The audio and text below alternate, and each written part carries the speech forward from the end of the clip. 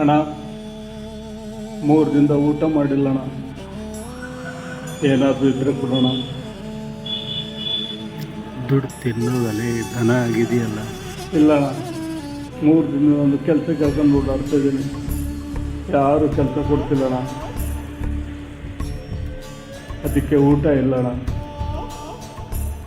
ಏನಾದರೂ ಕೊಟ್ಟರೆ ಊಟ ಮಾಡ್ತೀನಿ, ಕೆಲಸ ಹುಡುಕ್ತೀನಣ್ಣ. ಇಲ್ಲ ನೀವೇ ಏನಾದರೂ ಇದ್ರೆ ಒಂದು ಕೆಲಸ ಕೊಡ್ರಣ್ಣ. ನನಗೆ ಮಾಡೋಕ್ಕೇನು ಕೆಲಸ ಇಲ್ಲ. ಅವಾಗೇನ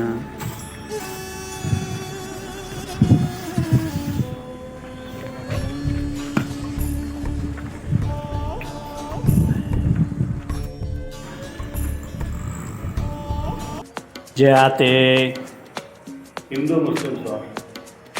ಜಾತಿನೋ ನಿನ್ನ ಜಾತಿ ಯಾವುದು? ಇಲ್ಲ ಸರ್, ನಮ್ಮ ಜಾತಿನೇ ಹಿಂದೂ ಮುಸ್ಲಿಂ ನಿನಗೆ ಕೆಲಸ ಇಲ್ಲ, ರೈಟ್ ಹೇಳು. ಸರ್.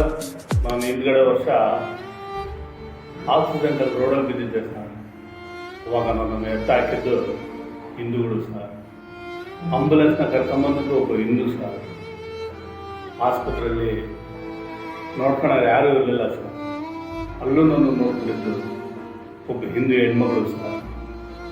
ಸರ್, ಬಿಡಿ ಗ್ಯಾಸು ಇರಲಿಲ್ಲ, ನನ್ನನ್ನು ಬಿಲ್ ಕಟ್ಟಿ ಕರ್ಕೊಂಬಂದಿದ್ದು ಒಬ್ಬ ಹಿಂದೂನೇ ಸರ್.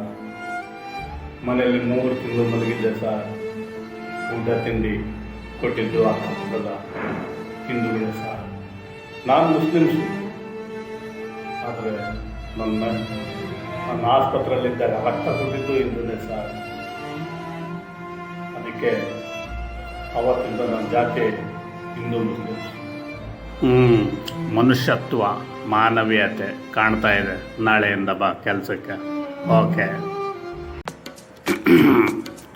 ನಿನ್ನ ಹೆಸರೇನು? ಸಮೀವುಲ್ಲಾ ಸರ್.